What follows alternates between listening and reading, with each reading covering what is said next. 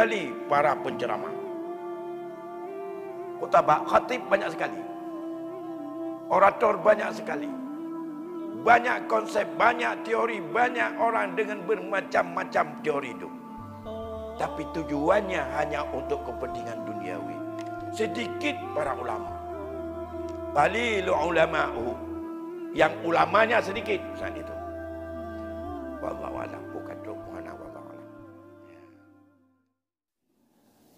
Ada sebuah kondisi kehidupan yang akan kita alami, di mana hadis yang bersumber daripada Abdullah bin Umar bin Asi, beliau menceritakan, bainana nahnu haulan nabi sallallahu alaihi wasallam id zukiratil fitnatu. Sementara kami sedang berada duduk di sekitar, dikeliling daripada Rasulullah sallallahu alaihi wasallam, saat itu Rasul menyebutkan akan tanda-tanda bahwa dunia itu penuh dengan fitnah. Lantas berkata oleh Abdullah bahwa iza ra'aitum nasa marajat uhuduhum wa khaffat amanatuhum wa kanu hakaza wa syabbaka baina asabi'ihi. Beliau mengingatkan bahwa Rasul pernah bersabda dalam majlis duduk itu, apabila kamu memperhatikan dan melihat bahwa orang-orang yang ada di sekitar kamu itu menyiadakan dan mensepelekan, merusak daripada janji-janji mereka, wa khaffat amanatuhum, merasa ringan dan tidak pernah merasa bertanggung jawab terhadap apa yang berbentuk amanah yang dibebankan kepada mereka. Wa kanu hakaza, mereka itu seperti ini. Nabi San itu menyilangkan anak jari tangan kanannya pada jari kirinya. Dia membuat seperti ini. Dua masalah tersebut sudah menjadi penyakit publik di mana kita berada. Yang pertama adalah marajat uhuduhum. Marajat itu diartikan yaitu banyak hal, menyia-nyiakannya, merusakkannya, menghancurkannya. Andai kata uhuduhum, janji itu dirusakkan saat ia berbuat janji, bahkan ini disebut dengan tanda munafik, dan kenifakannya ada pada nifak akidah. Tapi kalau janji itu datang kemudian untuk dirusakkan, maka dia menjadi sebagai seorang yang kufur dan ia bersifat dengan sifat kemunafikan. Nah, yang kedua, amanah. Menyia-nyiakan amanah juga merupakan tanda kemunafikan, di mana amanah itu tidak hanya apa yang dipercayakan oleh manusia, tetapi apa yang merupakan komitmen kita dengan Allah juga amanah. Ya. Hingga satu ilmu, satu keyakinan, satu ubudiyah, satu muamalah yang sudah kita terima ilmunya dan kita yakini itu tuntunan dari Allah. Apabila itu tidak kita jaga menurut kemampuan yang ada pada kita, termasuk bahagian daripada merusak dan mengkhianati atau meringankan sesuatu kepercayaan yang Allah berikan kepada kita. Bahkan apa saja yang ada pada diri kita merupakan daripada amanah. Kalau ini sudah sekongkol dalam masyarakat, dalam komunitas masyarakat, dalam hal-hal tertentu, kalau Nabi mengatakan wahakaza, terjadi itu seperti ini, wasyabbaka, dan beliau menyelangkan dua jarinya ke dalam jarinya yang lain. Ini menunjukkan problem-problem terjadi itu adalah problem publik, bukan sekedar lagi pribadi dalam sebuah keluarga, bukan lagi persoalan itu dalam sebuah rumah tangga, tapi sudah menjadi perbuatan umum. Maka dalam hal ini, di mana saat itu Abdullah ibnu Umar bertanya kepada Rasul, "Qultu," kata beliau, "ma asna'u inda zalika ja'alani Allahu fida'aka ya Rasulullah." Apa yang harus aku lakukan manakala terjadi kehidupan seperti itu? Allah telah menjadikan engkau ya Rasulullah sebagai pembela dan penebus penyelamat kami.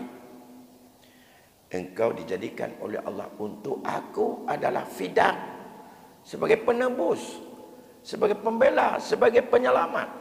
Kalau begitu terjadi, apa harus saya lakukan? Itu pertanyaan daripada Abdullah ibnu Umar ibnu Asi. Apa jawab Rasul dalam saat itu? Rasulullah bersabda, "Alzim baitaka." Kemudian kata beliau, "Wa amlik alaika lisanaka. Wa khudh ma ta'rifu wa da' ma tunkiru wa 'alaika bil amril khassah wa da' anka amrul ammah." Itu satu hadis. Jadi ada 5 sikap agar kita selamat bila menghadapi kondisi seperti itu. Kalau kita tidak menjaga dengan 5 keadaan tersebut, Rasul tidak menjamin kita tak terjebak juga sebagai persekongkolan dalam menghancurkan amanah dan dalam merusakkan janji itu sendiri. Yang pertama, Rasul mengingatkan alzim baitaka. Mana azim? Tetaplah kamu untuk berada di rumahmu. Lebih banyak kamu pilih kamu berada di rumahmu. Orang-orang sufi, makna alzim baitaka, jangan keluar menjumpai orang. Jangan baca bacaan orang. Jangan suka cari informasi-informasi yang bermacam-macam, yang gak jelas datangnya. Kata-kata alzim inilah pijakan dasar orang-orang sufi, menyatakan seperti apa yang dikatakan oleh Sufyan Ats-Tsauri sebagai dasar saat itu, hendaklah kamu untuk beruzlah. Ya. Uzlah artinya mengasingkan diri. Bekat berkata galak tegura. Walaupun dalam hadis yang lain dikatakan, banyaklah kamu bergaul dengan orang. Dengan banyak kamu bergaul dengan orang, kamu akan dapat syafaat di dunia dan akhirat daripada orang banyak itu. Di dunia apa syafaatnya? Banyak hal yang kamu dapatkan, nilai-nilai positif, nilai-nilai kebajikan pada orang banyak itu karena kita banyak pergaulan. Namun dalam konteks zaman yang seperti tadi yang disebut dengan fitnah atau kharaj, kamu tidak akan temukan di situ nasihat dan kebaikan.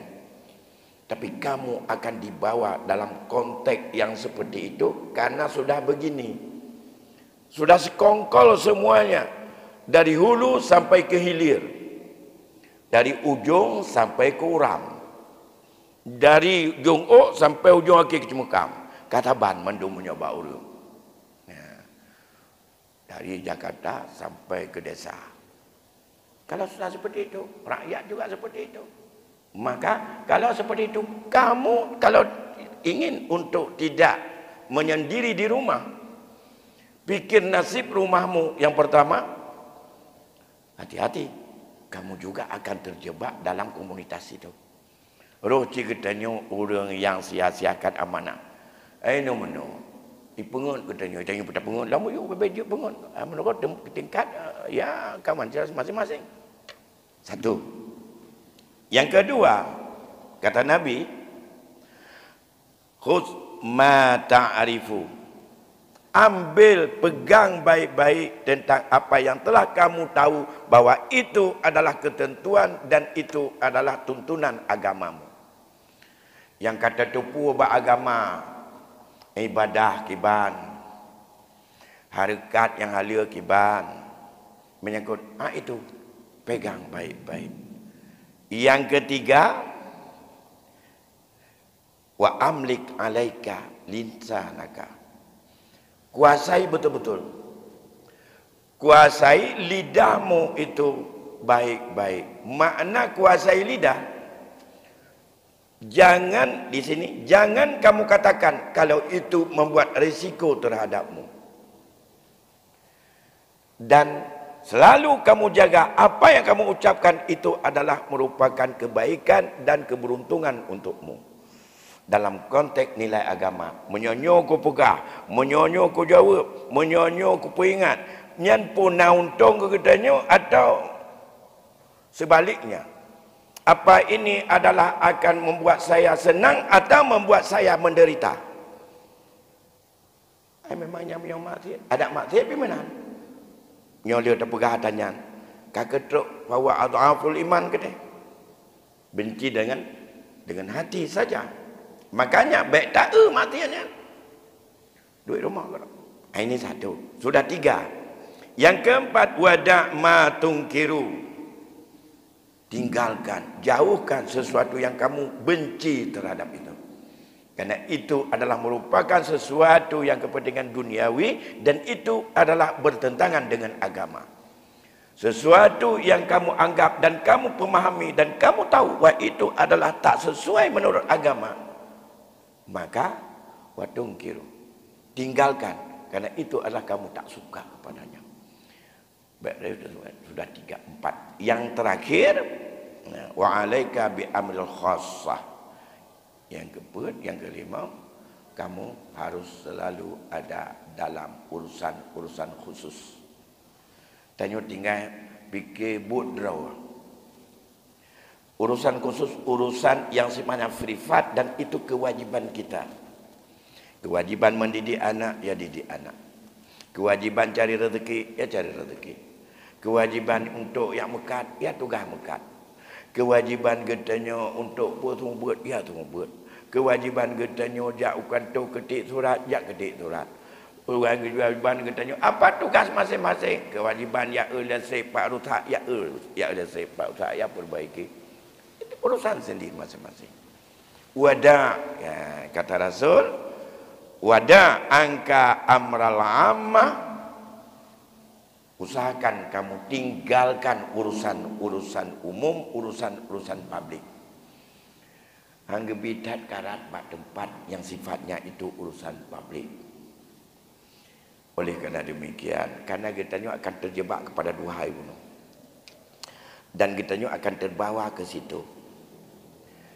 Nyo jana aku nak perbaiki nyo, nyan mandum cet tangan. Kamu tidak akan bisa. Kalau ingin selamat, kaji kita nyoba but biasa. Nyo mekat ke kedua mekat kita nyo mentong. Bedat akarat kepada orang lain. Biarin orang lain.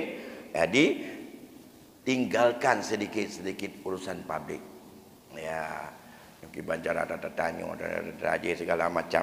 Maka untuk itu menyoha tapubut atanyan. Katuk zaman dua macam bunuh menyokun Imam Ghazali gesarakan nyok katuk masa cok 5 ubah ketentuan yang Allah berikan.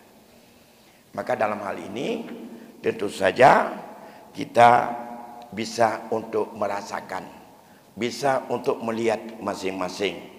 Maka selanjutnya dalam hadis yang lain yang disebut dengan hadis itu adalah tanda-tanda kejadian itu sudah kacau balau atau fitnah atau disebut zaman kharaj, yang dikatakan ditanyakan kepada Rasulullah, wa ma ayyamul haraj ya Rasulullah.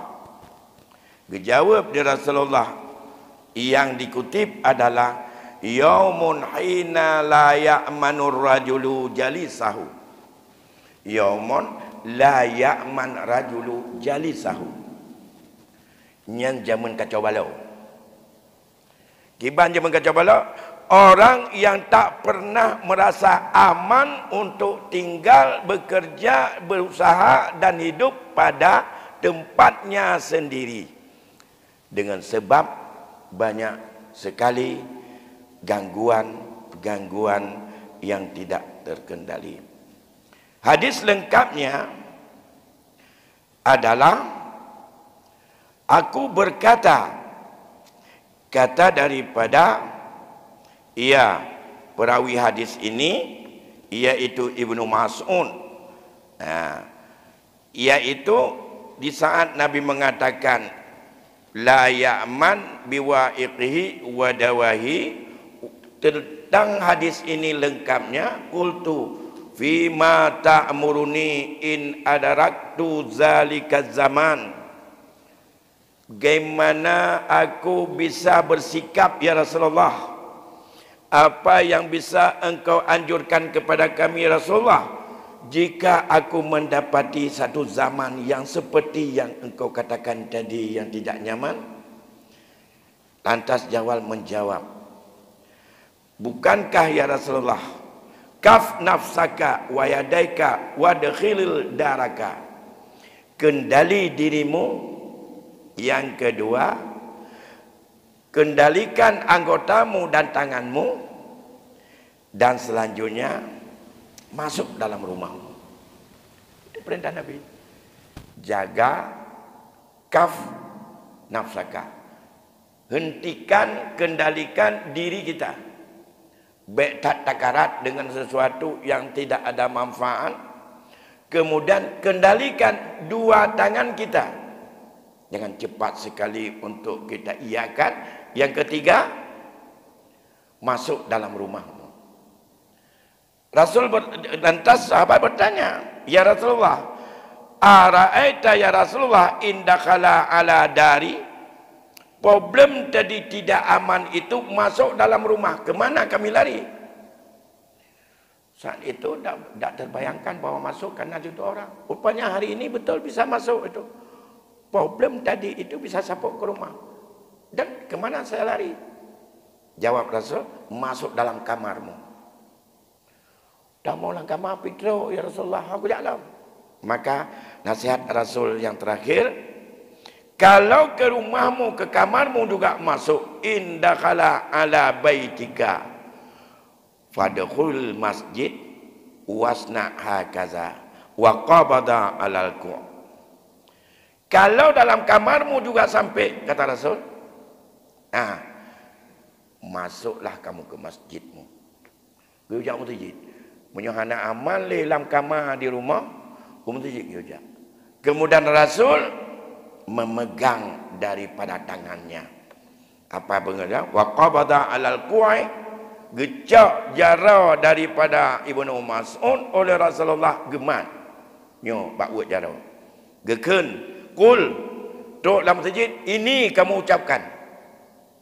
Apa? Dijawab Rabbi Allah. Rabbi Allah. Rabbi Allah. Sampai kapan kamu kata? Hatta tamuta. Sampai kamu mati itulah kamu ngomong dalam masjid. Rabbi Allah, Tuhanku Allah, Tuhanku Allah. Baik debit lama yang kena apa tapi hatta tamut. Sampai mati baik debit yang selamat. Nyan keban pun selamat badang ropitna. Nyan ban pertima. Tai rumah hana aman tata mongkama alam aman orang tata jual aman jak masjid. Duk masjid dua itikaf. Bapa Rabbi Allah, Rabbi Allah, Rabbi Allah. Duk nala gua kukun hanago. Tidak hatta tamuta. Sampai kamu mati itulah yang ada dalam ucapanmu dan tempatmu yang aman di masjidmu. Datang ke masjid. Tibit mentong jak minta rezeki. Tibit mentong jak kewajiban-kewajiban. Istirahat, lain, santai, madu-madu jak dalam masjid nyangkun tapi. InsyaAllah kamu selamat. Bapak Ibu sidang jamaah yang dimuliakan Allah Subhanahu wa taala. Kemudian di Ibnu Mas'ud ini juga dalam hadis yang lain yang diceritakan kepadanya oleh Haris bin Umairah. Ini berkaitan dengan kharat ini. Ada 3 hadis. Ini si hadis satu lagi di mana Nabi SAW berkata bagi Haris. Haris menceritakan kepada Ibnu Mas'ud. Apa kata Rasul? Ya Haris, in yudfa an umurika fasayati alaika zamanun kasiru kutaba'u qalilu ulama'u kasiru su'alu qalilul ma'tuh. Haris, andai kata Allah memberikan kamu panjang umur, kamu akan menghadapi ada satu masa. Yang masa itu adalah kasirul khutaba'u wa qalilul ulama. Ini yang juga ada dia. Nabi gepegah tok masa punya Allah gebi panjang umur kepada hai kata Haris, kamu akan bisa mendapatkan satu zaman itu banyak kali para penceramah. Khutbah, khatib banyak sekali. Orator banyak sekali. Banyak konsep, banyak teori, banyak orang dengan bermacam-macam teori itu. Tapi tujuannya hanya untuk kepentingan duniawi. Sedikit para ulama. Qalilu ulama'uhu. Yang ulamanya sedikit saat itu.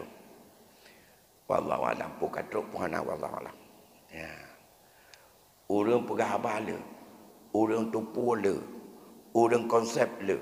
Tapi ulama ni penceramah le, khatib le, pada orang-orang yang ahli banyak, tapi ulamanya sedikit. Kalau demikian, apa beda orang yang tahu dengan ulama? Al-ulama, Allah menggarisbawahi bahwa orang yang paling takut kepada Allah adalah para ulama. Yang ada gepegahnya di urang. Yang ada gepegahnya meduk nak makut ke Allah. Ya, getnya nak makut ke? Kalau bicara dengan haram halal tapi dia terus dalam haram, sama dengan mupom masalah haram tapi getnya gimana dengan ia haram. Mupom masalah riba tapi dia gimana dengan riba. Anak pelu-pelu adanya. Nyan termasuk khutbah. Khutbah. Begitu juga dengan masalah-masalah yang lain. Baik masalah ekonomi maupun masalah yang bukan ekonomi. Masalah sosial, masalah budaya. Yang kerja beradat. Beradat. Kan menulak ya. Tak melun pada kenyan. Hedat dia. Kadang-kadang ilung cara orang buat pegah. Haik ilung pubut. Buat tak pegah sepah. Dia katanya apa kayak main nonggok ke dia teruk unang talak. Kepiah cukup terbaik tak kala nyan beklam ke pegah nyan hanjia jak hana murem oleh nyai gatnya ngai nonggom kek-kek gede. Jijan. Hana termakut kepada Allah di saat itu dia. Di saat ia juga berani untuk berbohong demi untuk gol, tapi dia tak pernah berfikir untuk dirinya. Yang kerja le hadis, le ayat Quran yang dia pegah habis. Sebab orang ada beberapa terjebak dalam. Namun hati itu adalah tetap harus untuk bagaimana. Nah, ini persoalan. Apakah dunia riswah? Apakah dunia sogok? Apakah itu adalah dunia pencurian, pencucian, macam-macam? Dengan bermacam dalih. Semua tahu, ayat tahu, hadis tahu, tapi dia tak takut kepada Allah untuk melanggar itu semuanya. Taubat pun enggak. Seolah-olah ia tak pernah ada beban sedikit pun. Ini yang pertama. Yang kedua, kata Rasul, tanda dunia kharaj, di saat yang dianggap kamu harus akan menemukan itu, tapi hanya lebih panjang umur oleh Haris dan mungkin tak sempat mengalami pada hari ini. Yang kedua apa? Kasirus su'alu wa qalilul ma'tuh. Banyak orang peminta-minta, banyak orang yang membutuhkan, banyak orang yang membutuhkan meminta ini minta itu, tapi sedikit orang memberi. Urung bini, urung lakelu. Sebab apa? Bukan apakah di saat itu tidak banyak orang kaya, bukan. Meminta itu boleh untuk kepentingan sosial, meminta itu untuk kepentingan. Misalnya, kalau diminta itu sesuatu yang baik, tapi enggak jelas ke mana dibawa, mungkin orang yang memberi juga merasa enggan memberi. Yang potensinya, yang betul ke pulau daya, Tuhan. Yang pada percaya ke pulau daya. Orang minta tu kalau ke daya kan 6 ketupat diganya. Yang mintanya tanya daya harganya, ditanya tajak daya harganya 6 ketupat lah tu. Kalau permintaan sebahagian. Jadi banyak sekali peminta dalam segala aspek, tapi sedikit orang yang memberi. Orang miskin, orang kurang ekonomi minta modal. Islam begitu. Orang kaya gejuk modal, orang gatin ke kerja. Dari hasil modal, hasil kerja, itu keuntungan bersama antara orang kaya dengan orang miskin. Tapi di saat orang yang tidak jujur lagi, amanahnya sudah rusak tadi. Ya, tajuk peng 5 juta. Gekira nyupaduk dabah. Kajian tak kira mau berbeza dengan tiura. Itu bukan real sebagai usaha. Sehingga maka ekonomi Islam susah jalan di saat manusia tidak ada lagi yadun amanah dengan kepercayaan yang penuh. Bayangkan hari ini sering sekali kita alami di rumah sendiri. Kerana dengan tak percaya. Baiklah ke kau. Anak dia cuma bunga tu. Apalagi orang lain. Karena mengapa? Usaha yang namanya usaha dalam Islam, seorang pemberi modal tidak mesti perbankan. Masa Rasulullah bukan perbankan, orang kaya pemberi modal. Dia memberi. Dia butuhkan apa yang kamu sanggup. Saya sanggup untuk pandai besi. Berapa modal? Ini ada modal kamu untuk 5 juta saya berikan. Kerjakanlah baik-baik. Hasilnya nanti kamu jual, kamu cari modal lagi. Modal paduk 5 juta. 5 bulan kemudian atau 1 tahun, ayo kita hitung berapa untung. Ikan kacok paduk. Saya ambil pinjaman segini, berapa udah. Sekarang berapa keuntungannya? Oh, ada untung 10 juta. Untukmu 5 juta, saya 5 juta. Modal tetap. Itulah yang disebut dengan mudua laba dalam Islam. Tema tajik percaya bahawa orang tajuk pen 5 juta, tajuk pegat, metode ije di pandai besi. Untuk ada tok baton tak hitung. Utakut butuh-butuh habis pun mendung. Yang 5 juta bunuh pergi nampak le kabang kerut ku kaicu, mati yucu baru lain pergi kaicu. Ya. Apalagi kalau tokoh-tokoh besar. Apalagi kalau modalnya adalah lebih besar. Berani kita percaya seperti itu. Seperti kita percaya pada diri kita sendiri.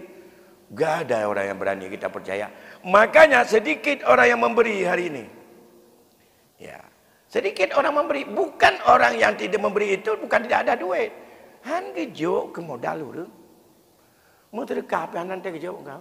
Maka bagaimana sistem pengelolaan sedekah itu untuk kemana, bagaimana keselamatan dan segala macam. Nah, ini kata Rasul. Jadi ada 4 tanda. Kasirul khutaba wa qalilul hukama atau ulama. Kasirul mas'ulat wa qalilul ma'tuh. Le urung Melaka ni urung juk. Tanda nyan tanda dunia kekacauan. Ada masalah. Bukan dengan tidak dikasih itu menunjukkan orang pelit. Belum tentu pelit. Yang pelit juga ada. Orang enggak mau berikan apapun. Yang tetap dia itu. Kemudian yang selanjutnya, tanda yang ketiga, al-hawa fihi qa'idul ilmi. Nafsu menjadi garis kendali terhadap apa yang dia tahu. Itu ketiga. Itu dunia akhirat, penambah yang tadi. Ada tiga, banyak orang ngomong, sedikit orang amal. Banyak orang minta, sedikit orang yang mau untuk memberi. Al-hawa qa'idul ilmi. San itu nafsu adalah sebagai garis komando ataupun sebagai pengendali terhadap ilmunya. Ilmu dicari yang sesuai dengan nafsunya. Bukan ilmu yang dicari bukan untuk kepentingan akhiratnya. Apa saja berkaitan dengan apa yang dilakukan, selalu kendalinya nafsu. Kalau bertentangan dengan nafsunya, ilmu itu ditinggalkan. Lantas bertanya oleh Harisan itu kepada Rasulullah, wa ma tazaka ya Rasulullah. Ini penting problem. Pajan terjadi yang lagi nyandunya. Kita apakah sudah sampai atau tidak? Kita lihat, ditanya oleh Haris kepada Rasulullah, ya Rasulullah, mata zaka. Kapan kejadian seperti itu terjadi ya Rasul? Dengan tidak problem, al-hawa qaidul ilmi. Ya. Di saat ditanya, Rasulullah menjawab, iza umitatis salah. Aduh. Yang kedua, wa qubilatir rusya wa yuba'ud din bi'ardin yasir minad dunia. Saat tiga kejadian terjadi dalam masyarakat, maka ini yang harus kita jauhkan. Yang pertama, iza umitatis salah. Saat salat yang dikerjakan itu adalah mati. Tidak ada nilai apapun. Makna mati, salat itu bisa saja salat tidak hidup dan tidak dilaksanakan sama sekali. Satu. Atau salat dilakukan tetapi tidak betul antara rukun dan syaratnya. Dua. Yang ketiga, atau ada syarat, ada rukun, ada syarat, tapi salat itu mati karena tidak bisa menghasilkan khusyuk kepada salatnya itu. Sehingga salat tak berfungsi untuk mencegah daripada perbuatan keji dan munkar. Umi tadi ada tiga maknanya. Ada kala mati habis. Mau sujud so, mutalan atau semayang. Wadah orang bang bengok orang mati mandum lagi nanggrau bandar perang. Anak tahu budak minta babi. Menyaura bingung punya budak nam tua di laut tu ramai-ramai orang mati. Memang tidak. Apabila misalnya ada masyarakat 50% tak salat, yang hana sama sekali 50% semayang. Orangnya alhamdulillah galau. Ada na orang hana semayang, hana tok tingkat dinan, tapi hana tak itu. Tapi dia tak pegang sensus macam Entah cok ile menterji untuk data mutabau kampung. Dalam kampungnya paduk draw yang nak semayang, paduk draw yang hana semayang. Naik semayang ile, baik ile ke jamaah. Kah, yang nak semayangnya, tanya ulang, yang ubina yang nak semayang, yang paduk draw di antara dalam tabau kampungnya, yang kapah syarat dan rukun, dan paduk draw yang hana pah. Ya. Mulai ingat Fatihah, segala macam rukun qauli, rukun fi'li, dan rukun qalbi, kapah mandu.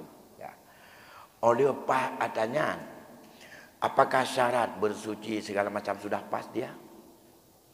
Yang dari miona tinggal 50% tu, kan tinggal 25%. Dalam 25% dari 30%, padu draw yang betul-betul kucung. Yang betul kucung, miona 30%. Menyudup nan mentau dianggap sudah ke pertama mati salat. Mati salat akan terjadilah tiga masalah. Yang pertama, al-hawa qa'idul ilmi. Nah, apalagi salat tidak mau untuk kita tasahihkan, kita perbaiki dan kita uji. Yang ada pegat metode yang di kampung-kampung pegat. Ada truk bat tes ayat semayang bat baca Fatihah nya keting apa ke. Bubalik hukum lagi le buat dah. Yang baik tes. Ya, tanya. Ani kalian mentau. Ya. Yang baru tahu baca Qurannya baru baca Quran. Kalau yang lain. Hai mentau begini, ada di antara orang kita pergi umrah. Lantas dari sana pernah saya ditelepon, tak usah saya sampaikan. Salatnya pas subuh Jumat. Ditelepon, Ustaz, ini nampaknya aliran apa lagi ini aliran sesat. Masa salat subuhnya ini adalah bukan 2 rakaat, tapi 3 rakaat. Karena ada sujud tilawah, dipikir itu salatnya 3 rakaat. Karena pernah yang udip nak semayang sujud tilawah. Karena di alif lam mim sajadah di Masjidil Haram bunga Jumat nya nak tu aliran nyo tang aliran tu saja nyo pakat semayang 2 rakaat tu boh. Biasa itu 2 rakaat nyo nak sujud tapi tak tambah rakaat kedua nyo, rakaat kedua hana ruku-ruku lantung aju. Olian hana 2 antara 2 sujud. Nyan kon sembahyang 2 rakaat itu adalah sujud tilawah yang pada pagi Jumat sunat bila imam membacakan surat Alif Lam Mim dan Tanzil atau disebut dengan surat Sajadah. Oh benar. Nyan orang jin nyan kasih sembahyang itu tapi juga dia tidak tahu. Bahkan begitu ada yang aneh divonis terus. Ini aliran sesat lagi nih Pak. Ada yang orang salat antara kita. Ada duduk istirahat dari rakaat pertama kedua. Wah, ini lain kali salatnya ini. Kok ada duduk ini? Ini aliran apa lagi dia itu? Padahal itu ada sunat duduk istirahat. Karena biasa kita dari sujud kedua langsung bangun. Begitu ada orang yang duduk istirahat, dianggap ini adalah sesat juga. Cepat kali untuk memponis, tapi tak mau untuk mempelajari dan ingin untuk mentasihkan itu semuanya. Umi tadi salah juga. Yang kedua, yang pertama karena salatnya mati. Wa qubbilatir rusya. Ini sebab timbulnya zaman kharaj tadi. Orang menjadi budaya menerima suap. Arusya itu daripada ruswah. Arusya. Itu budaya menerima suap itu berlaku di mana-mana. Dari atas sampai bawah. Mulai bak masalah proyek tanpa bak pegawai surat keterangan. Hai, surat keterangan payah togok mahal juga. Tok leuro hal dia kadang-kadang. Itu juga rusya. Ya, itu rusya bukan sedekah itu. Ya, ada sedekah nama taala.